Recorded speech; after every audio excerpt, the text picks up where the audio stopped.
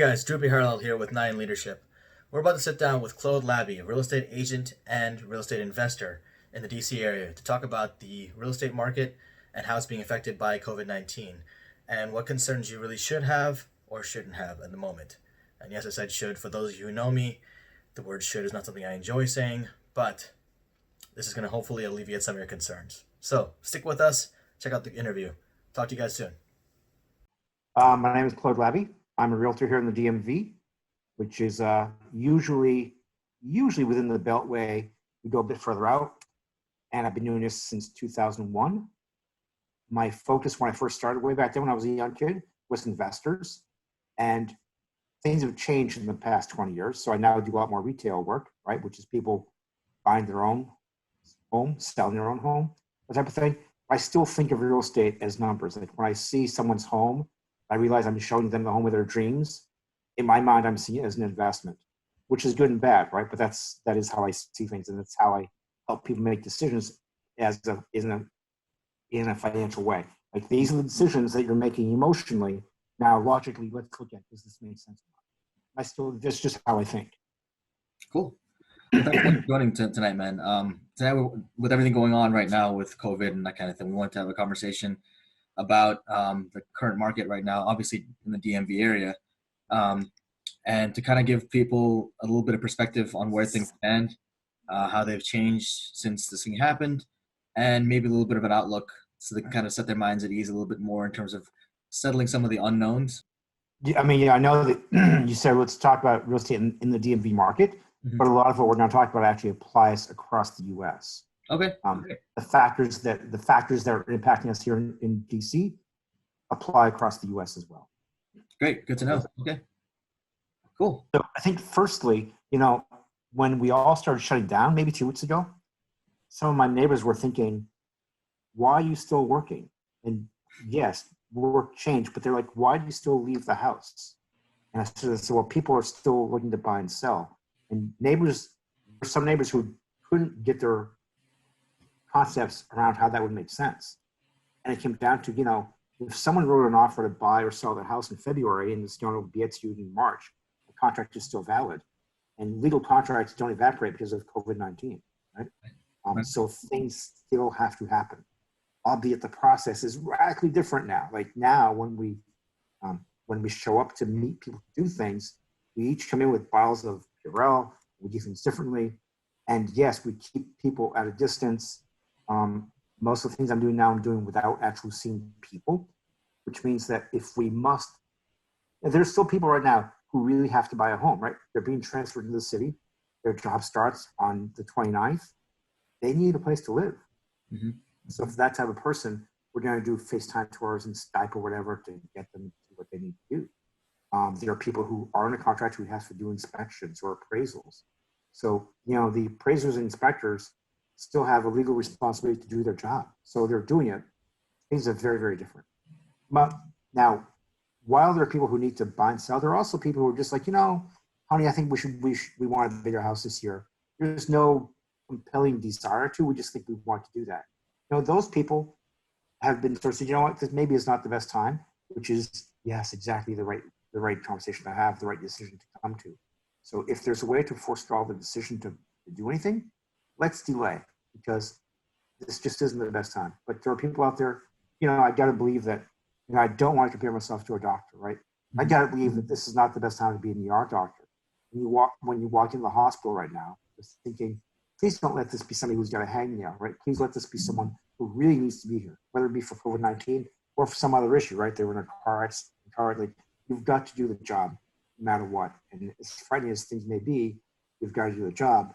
But let's be smart about this. Let's not add stress. So if there's a reason where we can delay your decision to buy or sell, we should probably delay. That's number one. Okay, that's fair. Yeah, I think generally speaking, from what I've been hearing from other realtors and that kind of thing, is that's kind of what's happening. Like you mentioned, there's contracts that need to close, and until those get done, until settlements happen for those, they're going to keep going until they finish. But in terms of new buyers looking out there, that kind of thing, new sellers, so you encourage people to kind of not bother. Yeah, unless there's a really urgent, compelling need. If your lease is up and you're going to buy your first house this spring, let's see if you can speak to your landlord and extend the lease by a couple of months. Because the landlord probably doesn't want you to leave right now anyway, right? Right. So everyone wins if we extend the contract with your lease by 12 months. Everyone's happy. Interestingly enough, in the past week or two, I've had a couple of investors call me up and say, "Hey, you know what? I think I'm thinking of selling my home or selling my investment. These are usually like small apartment buildings. Is there a way we can do this?" And some of that we are doing, because in that case, it's almost like one level removed, right? The buyer isn't necessarily going to have to go look at the property. Mm-hmm. Contracts locally have changed now. We can actually have addendums so that we have language that allows for changes to the contract because of the COVID-19.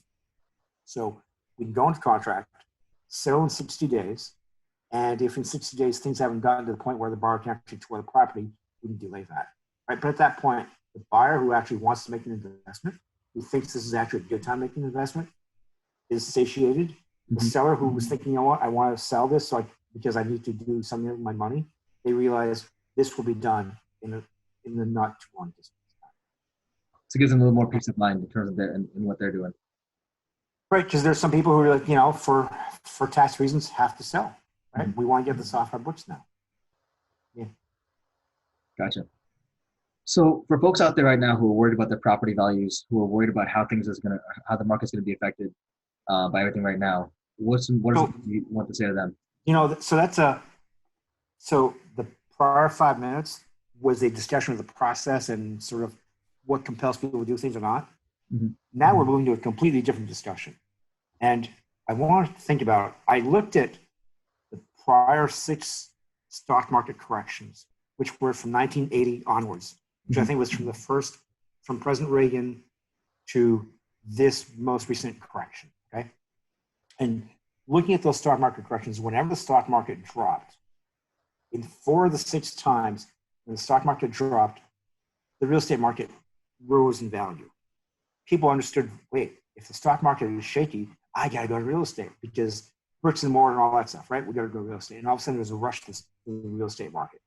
So right now in 2020, we're thinking, in 2008, there's a stock market correction. The stock market imploded and housing went in the tubes. I got to get out. That was the thinking in 2008. But that's not the prior thinking, and that doesn't apply in 2020.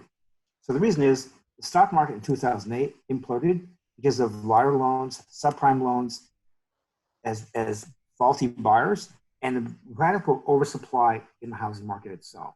Mm-hmm. So when these buyers started defaulting, you had fewer buyers, you had too much supply, and you had no credit availability. So everything came together, and the housing market crashed, and the stock market crashed. In 2020, we've learned some lessons. So in 2008, because of these subprime loans and that type of thing, they put through this Dodd-Frank. So now to get a mortgage, you actually have to be legitimately able to support the mortgage.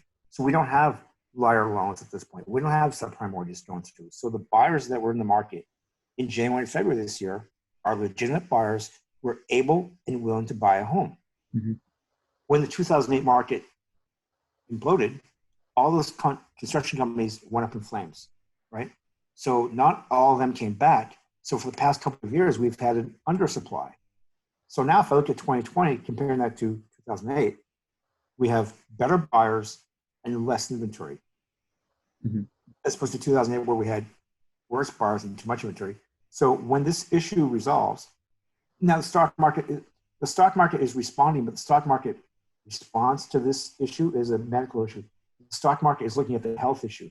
The stock market is not looking at real estate as the cause for concern. So when the stock market does say, wait, at some point, and I don't know if this is in 3 days or 3 weeks or 3 months or, God forbid, 2021, but at some point, someone's going to say, this is the problem. We've identified the problem. This is the solution. And now we can see where we're clear. We're gonna solve this COVID-19. When that point is identified, the stock market will immediately turn around and start going back up because now the risk is gone. Now at that point, home buyers who right now are laying back and say, wait, we gotta wait, we don't know what's going to go on. Well, then they'll know what's going on. So if you had a need or a want to buy in February 2020, at the inflection point, you're going to be back here, you're going to have the same need or want to buy again. and there was an undersupply in February. Well, there's going to be an undersupply in X months from now as well. Mm-hmm. So the market that we have, which is a very, very strong, robust market, locally and nationally, that market will effectively just continue. I think there are lots of lessons learned in 2008, and that we've put that in. I would caution someone right now, if you look at the mortgage market right now, it's crazy. Rates are going up and down, sometimes swings of an entire 1%. It could be 3.5% this morning and 4.5% this evening. And tomorrow's the next. There's so much uncertainty and risk that's kind of strange right now. So again, if you're in the market right now, you need to be or want to be, and you can handle that type of risk. But once the stock market and the resolution of the COVID-19 is identified, that will all come back to a natural, normal positioning. So I feel very comfortable that when at some point on the horizon, the market will continue to be what it was before we got into this. So whenever this resolves, what you're saying is that it's not going to affect the real estate market that much. See, I mean, the real estate market is purely supply and demand. Mm-hmm. The supply is constrained. There are still people right now who are building. Contractors are still building. OSHA has guidelines, and you can't have 3 people together in a hallway working together, right? So OSHA has guidelines, so there's still building going on. I was actually talking to someone yesterday who was building his home in Kensington as I was on the phone to him, right? So building is still going on, but not at the rate it should be in the spring. So we didn't have enough homes going into the market, going into the situation. Mm-hmm. We're not going to have many more at all when we get through this thing. And the buyers we had, 3 weeks ago, are still looking to be buyers and sellers when we get there. I mean, the whole thing does feed stuff, right? Like a seller this week, if somebody wants to sell their home, they don't want people in their home, right? Because they don't want strangers in their home touching their rooms, etc. They're not going on the market. When this is resolved, it's okay, fine. Now we know how to clean ourselves and how to let people in the house. They'll be back on the market. As soon as they say, okay, I want to sell, then guess what? I want to buy. The whole thing will kick off very, very quickly. I strongly believe that. Because I do think, I'm not sure I liked how we resolved the issue in 2008, mm-hmm. but I got to say that they put in structure so that wouldn't happen again. So this is not 2008. This is like 1980, 1982, 1990, when the stock market would drop because of unemployment, because of the tech boom. Those things the market would drop and the real estate market would go up. And in the 1980s, when the stock market was going up as a result of the stock market crash, at that point then interest rates were in the high teens.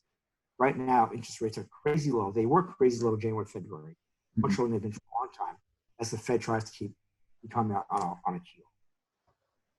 So what do you be? Sorry. So yeah, so those factors that were making for a strong market in January, February, mm-hmm. those factors will come back into play when we go through this crisis. Gotcha. So what do you say to folks who are scared of their homes losing value and like being underwater in mortgage, that kind of thing? Well, I really think that what they say is what they're thinking about is that they think about themselves or friends or family in 2008 who may have lost a job or who may have gotten foreclosed on or who had nothing happen to them, but 3 of their neighbors got foreclosed, mm-hmm. right? And you look, and if 3 of your neighbors get foreclosed, then you have foreclosures on your street. Well, then your home value drops to align with your foreclosures, right? So people are looking at this 2020 saying, well, that's going to happen to me.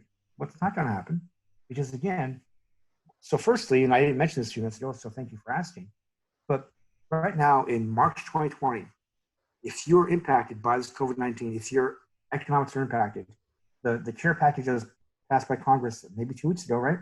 You call your lender, identify your economic impact because of COVID-19, and your mortgage payments are stopped.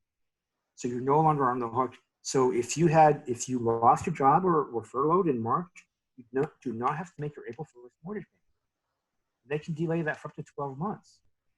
So, I mean, think about the genius, right? Someone who's struggling to make their payments, to pay their utility bills, pay their gas bills, to pay their food. They don't have to worry about making a mortgage payment. Now, those mortgage payments aren't forgiven. Simply, if worst case, you have to delay up to 12 months of mortgage payments, then those 12 payments are tacked onto the end of your mortgage. But it means that right now, as a consumer or as a homeowner, you can focus on what's really important. Now, if you didn't lose your job and you're freaking out about your neighbor who's lost his job and is going to lose his home, well, that's no longer true. Your neighbor who lost his job can put his payments on stall, whatever. So then there will not be any foreclosures on your street because everyone that's lost their income doesn't have to lose their house. If no one loses their home, then the market stays nice and stable. A lot of what happened in 2008 was people were caught up because all of a sudden, half the subdivision was for sale, and most of those were foreclosures. It killed everyone's value. So even if your home was in perfect shape and you made all your mortgage payments, the value went to nothing. So people were now making payments on homes that weren't worth what their mortgage was for. They were incentivized to walk away. It was crazy how no one was able to stop that process. Yeah.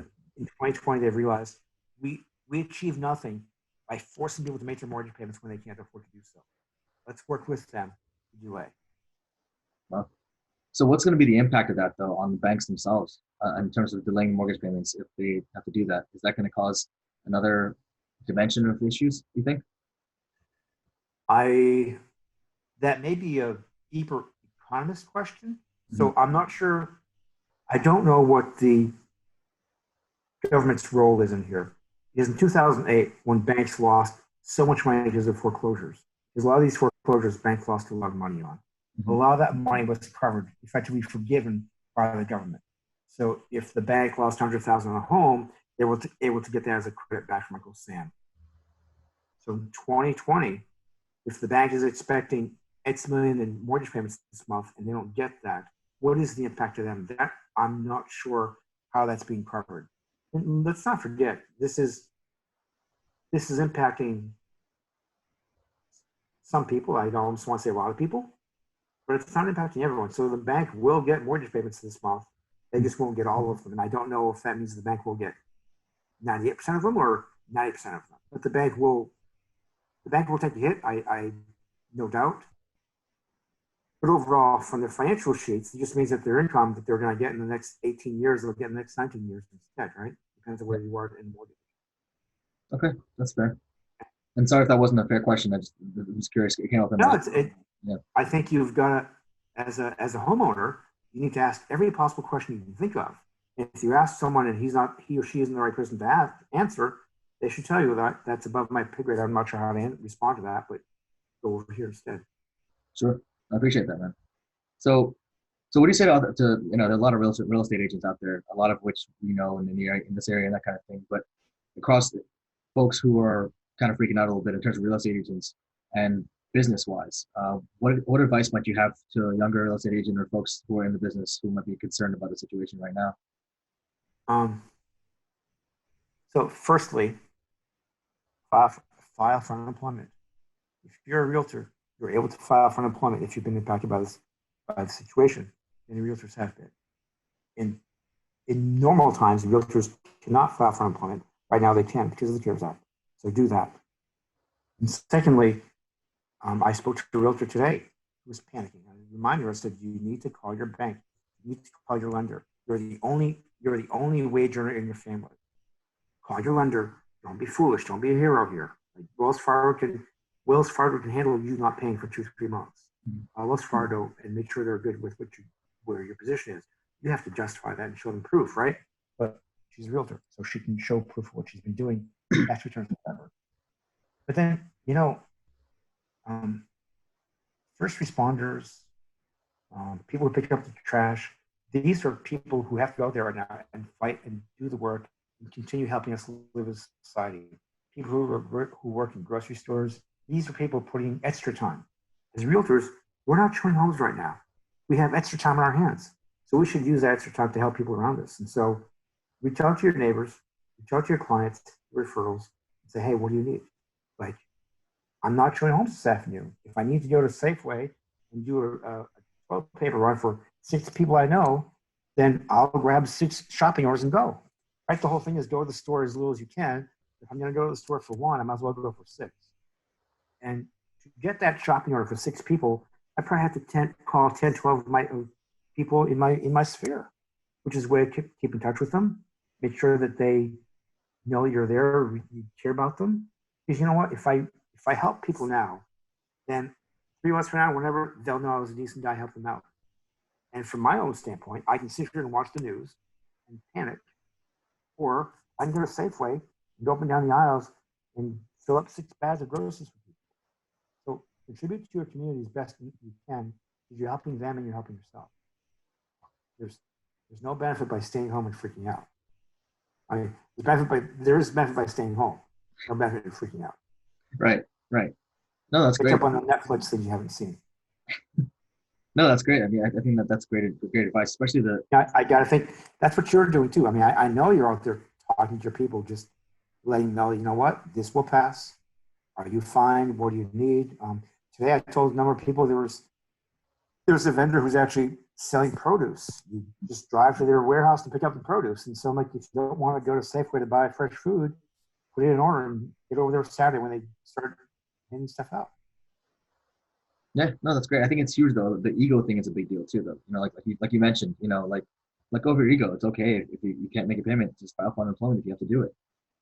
It's more important to do what you got to do to survive. I think that's huge, because I think a lot of folks have this thing about unemployment, right? About taking handouts from the government or whatever it looks like, you know. But it's a good point though. I mean, right now, do what you have to do to take care of your family.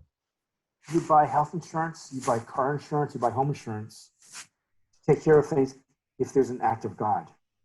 This is an act of God, right? Like, this is completely unforeseen. There's no way someone can prepare themselves. I don't care how good of a professional you are.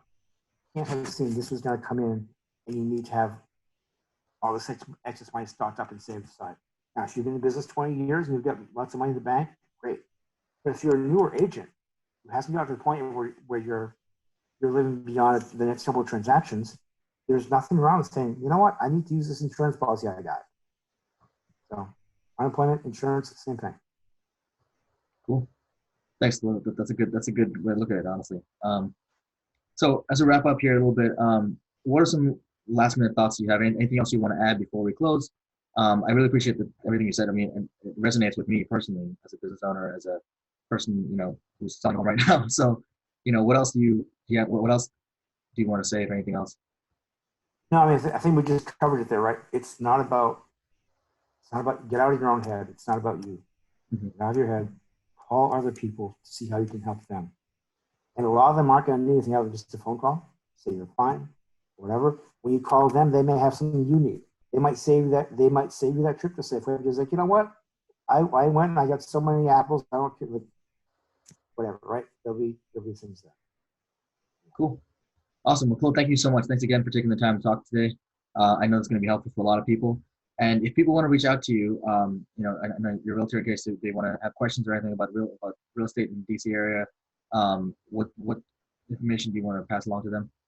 The call or text 703-868-7774. Again, 703-868-7774. Website is www.yourbusylife. Realty for your busy life.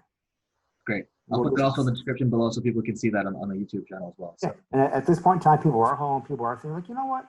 Wonder what's happening with my neighborhood. Wonder what's going on. Whatever. That type of thing. People are asking. That's some of the calls I'm getting right now. Where people are like, I'm not looking to buy or sell. I just want to know what's been going on. And is this a chance to talk anyway? Great. Awesome. Well, thanks so much, Claude. I appreciate it. Thanks much. All right. Take care. Bye. That was DC area realtor and real estate investor Claude Labbe. Now, if you have questions for Claude, please feel free to reach out to him. I'll put his contact information in the description below. Questions or comments from me, please feel free to leave a comment below. And if you like this video, hit that like button, subscribe to our videos, and hit the notification bell so you get alerted next time we publish videos. We will have more of these interview videos coming up in the next few days. I will post those as I do them. These are meant as a way to try to alleviate some of the stress that we're dealing with right now and try to create some certainty out of the uncertainty of the future right now. Be there for each other, please support each other, and let us know how we can support you. We're here for you guys, and we want to make sure that we get through this all together, and we will. So, be there, be well, be healthy, and stay inside. Take care, guys.